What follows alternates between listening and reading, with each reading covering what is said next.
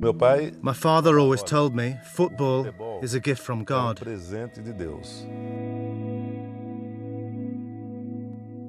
And God gave you this gift, just as He gives a song to a musician or a singer.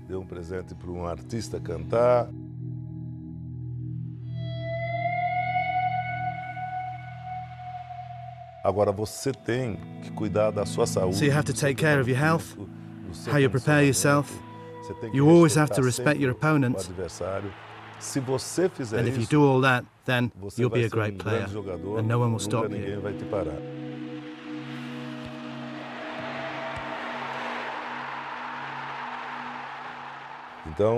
It's a story that I have to thank God for, because it's such a great story, very emotional.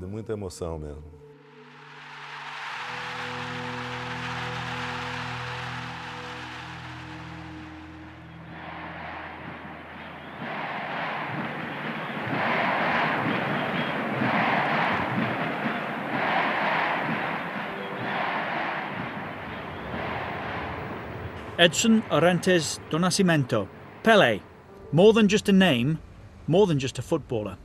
Here on the streets of Santos is where Pele's incredible story in football begins. It was in this city that he ruled the world.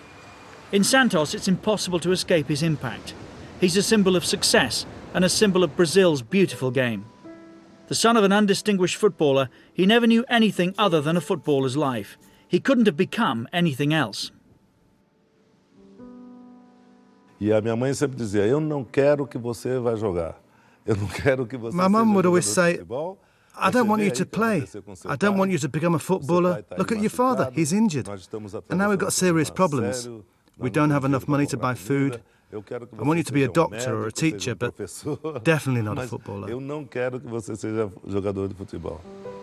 But football was in the young Edson's blood. At the age of just 15, he left the family home in Bauru for a trial at Santos, hoping to achieve the success that his father had never had.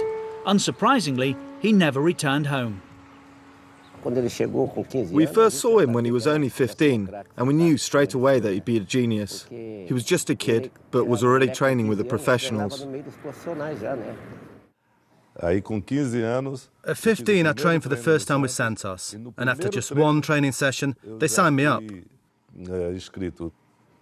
And sometimes I joke with my mum after that, saying, Mum, can you imagine if I'd stayed in Bauru and become a teacher? Or a doctor? I had to be a footballer. His ascent to the top happened so quickly that he barely played a game before catching the eyes of the Brazil coach in the run-up to the 1958 World Cup. It was a surprise decision, even for the player himself.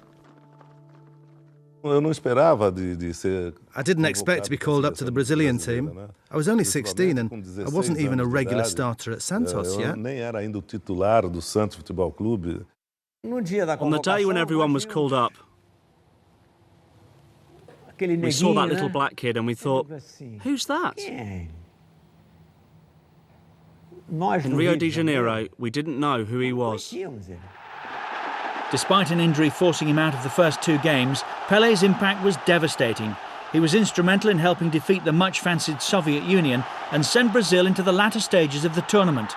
A star had been born. He recovered for the good of football. He was a very strong kid anyway, very muscular. And that's how Pele emerged into the world of football. The boy who would be king grew in stature as the competition progressed. This goal against Wales was enough to secure a quarter-final win, and he followed that with an imperious hat-trick against France in the semis.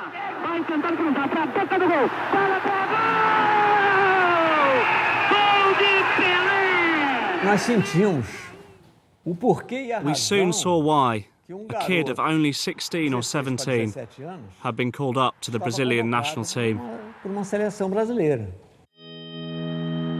There were no signs of nerves as Pele became the youngest player to appear in a World Cup final.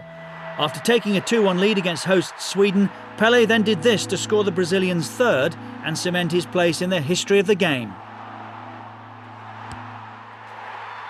The 1958 World Cup was the first time the Europeans had ever seen a trick, which we call the hat in Brazil. Back then, the Europeans had never seen anything like it. It was fitting that Pele should round off the 5-2 win with Brazil's final goal. Inspired by their boy wonder, Brazil had won their first World Cup. The emotions of the occasion proved all too much for the 17-year-old boy.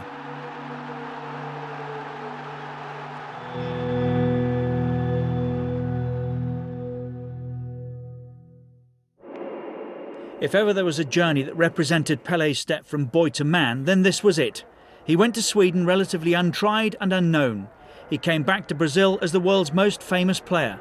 And the boy from Bauru took to his newfound status as easily as he'd taken to international football. He was born to be famous. In this aspect, he is someone who craves fame, and he knows how to deal with it. From 1958 onwards, Pele and Santos were in demand all over the world. Everyone wanted a ticket to the greatest show in town.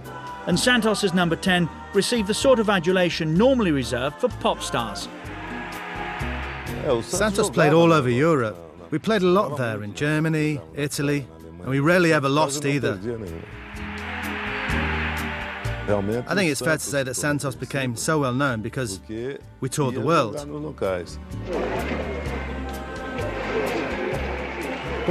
Everyone wanted to see Santos play, and especially Pele, the world's greatest player.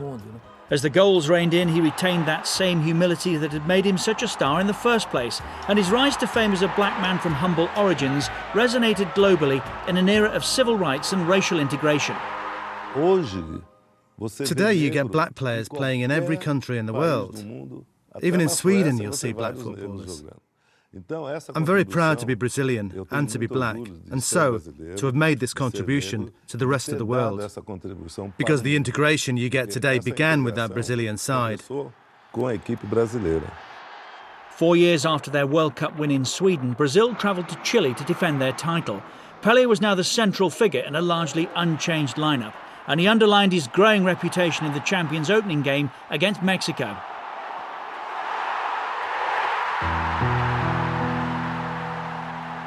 But in just his second game, Pele tore a muscle in his thigh. Consigned to signing autographs off the pitch, his tournament was over. Inspired by the irrepressible Garrincha, Brazil still reached the final. Pele had to be content with a seat in the stands as he watched his teammates cruise to a win against Czechoslovakia to retain their crown. Pele, ever the team player, was simply happy with the result.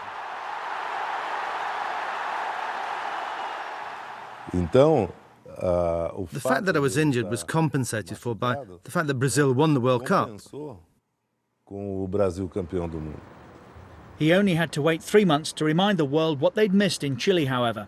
Having been crowned the best in South America, Santos travelled to Lisbon's Stadium of Light to face European champions Benfica in the Intercontinental Cup. I think it was one of the most important matches of my career. Certainly one of the most significant games for me. Benfica had been supremely confident of victory, but Pele would give them a lesson in football they'd never forget.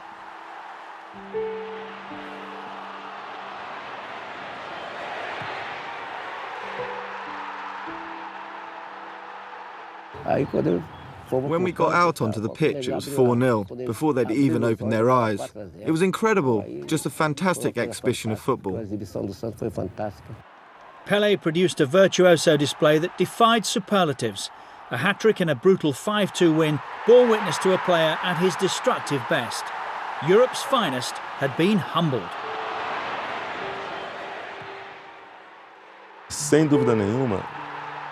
No doubt about it.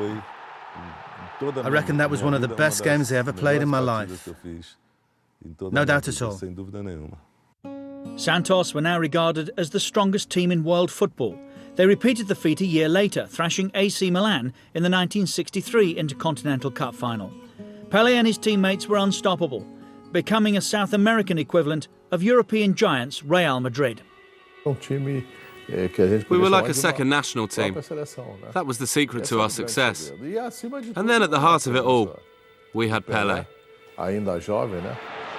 Santos' number 10 had established himself as the best of a talented generation of Brazilian footballers.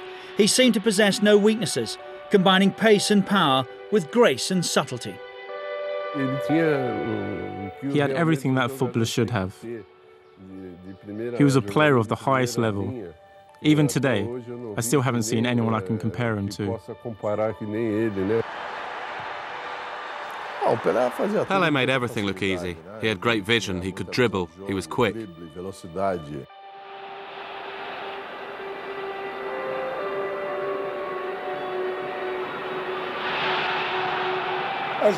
Sometimes I had to mark him, as he moved about a lot. Whenever Santos were losing, he became a monster. He wanted to win, whatever it took.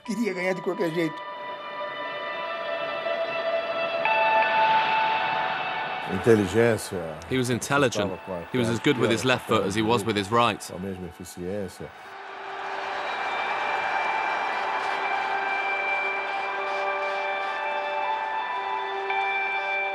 I had great close control, which I think I got from my father. It would also take a lot for any player to come from behind and get the ball off me. I never saw him not want the ball on the pitch. He was always up for it, always getting us going. He wanted to win, he wanted to break records, break boundaries. Pele was fantastic. He was the greatest example of a footballer I've seen in my lifetime. People said it must be easy to play together, as you've played with him for years. But it wasn't that simple to follow the way he played. Because we're talking about a genius here.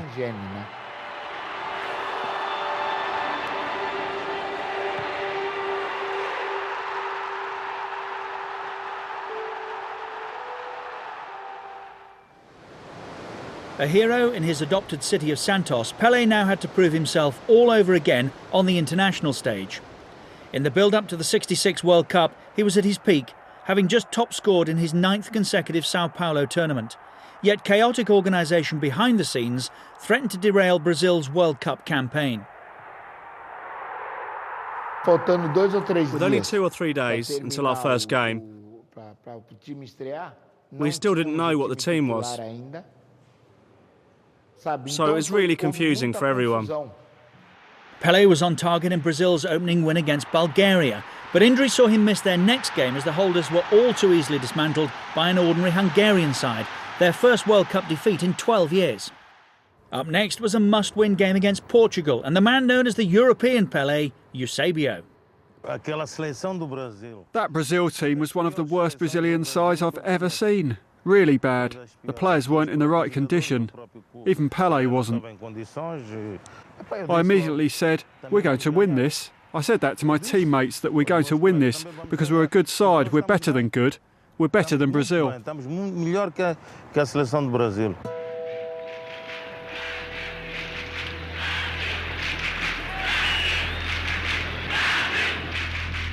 It was such a tough World Cup, as people have seen. It was the most aggressive tournament that there had ever been, and I got injured.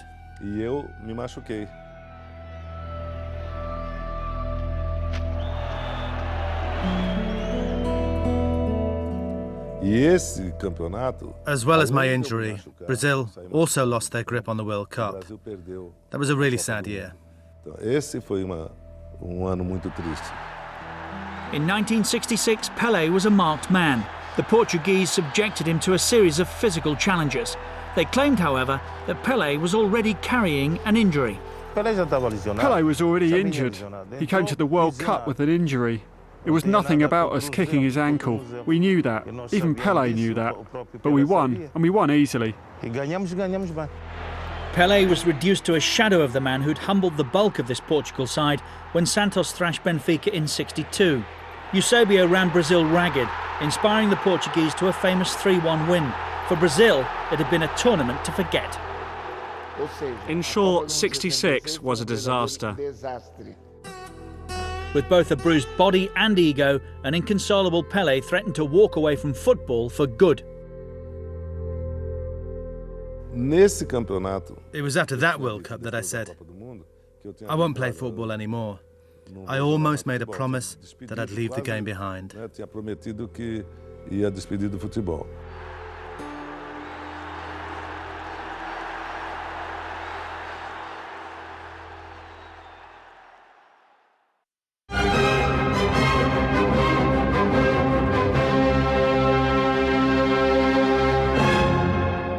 Despite the attention from defenders, the goals kept on coming.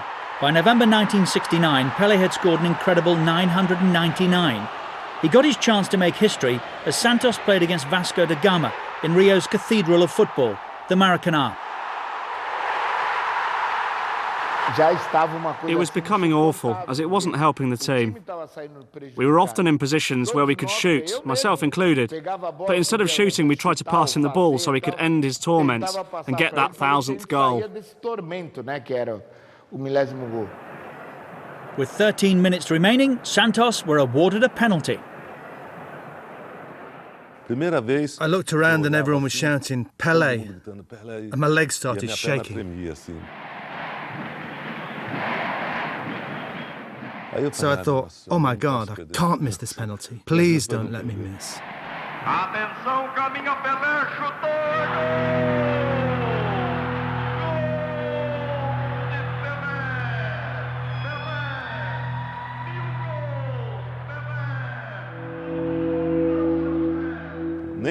Not even when I was 17 and playing in the 1958 World Cup, I wasn't trembling like I was when I went to score my 1,000th goal. But thankfully the goal came, and today it stands at 1,282 goals. In 1970, Pele was back with the national team, preparing for his 4th World Cup in Mexico. He was only 29, but was now the veteran of the side and the only remaining member of the victorious 58 and 62 teams. In 1970, Pele still wasn't even 30 years old. He was at the peak of both his physical and technical powers. And I think he also knew that it would be his last chance of playing in a World Cup.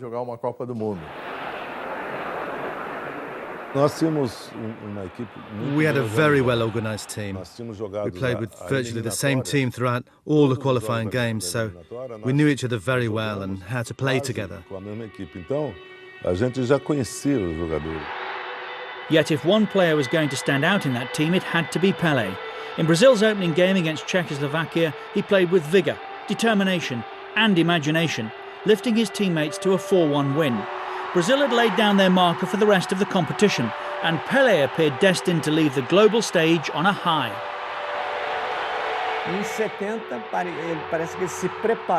In 70, it seemed that he prepared himself for an honourable farewell, worthy of Pele.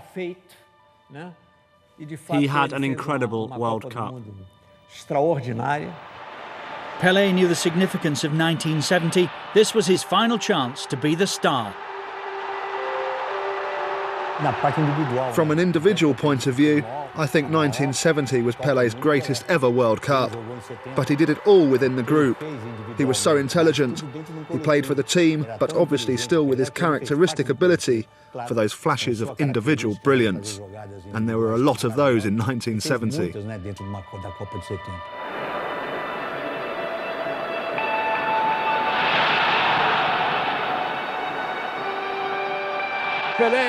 He always said that Pele's thought process was so quick, that it was several seconds quicker than the rest of us. When you stopped to think about what he was about to do, he'd already done it.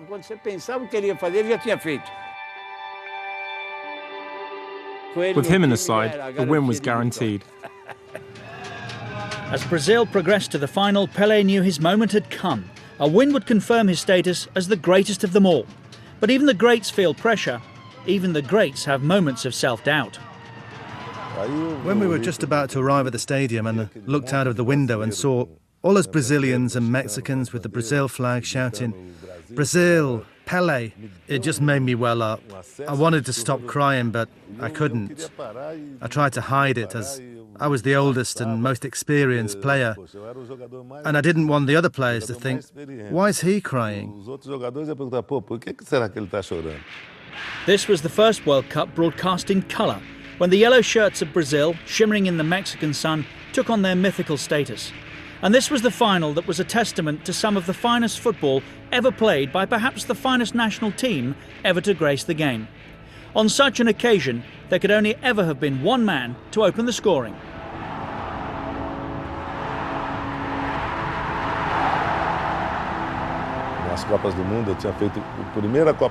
I'd scored a header against Sweden in my very first World Cup. And then I scored again with my head in my farewell game against Italy as a world champion. So it was fantastic. Despite an Italian equaliser, Brazil took control of the game. Their efforts were soon rewarded.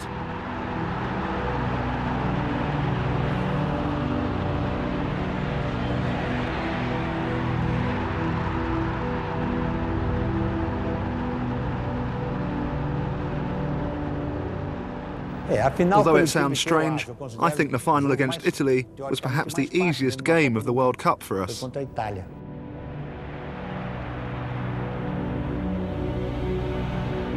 With just 5 minutes remaining, there was still time for Brazil to add one more.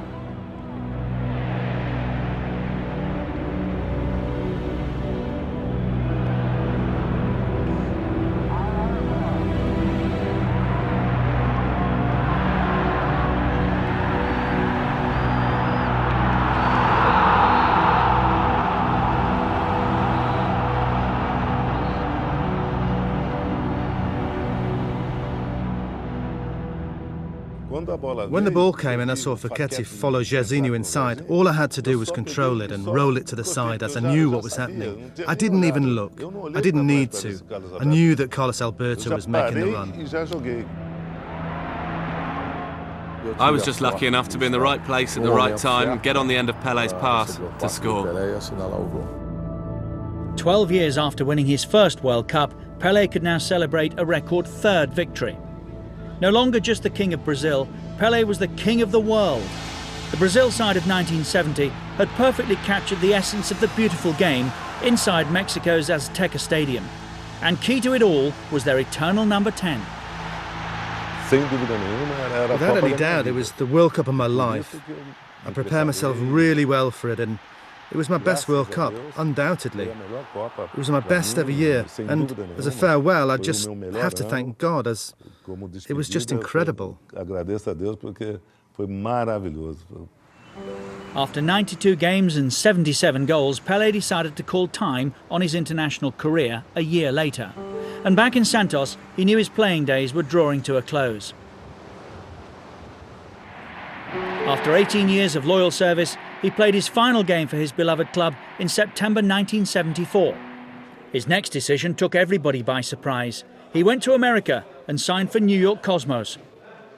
It was a long involved trek to get him, but he was the only one worth trying to get, to lift the game suddenly out of its anonymity into huge prominence.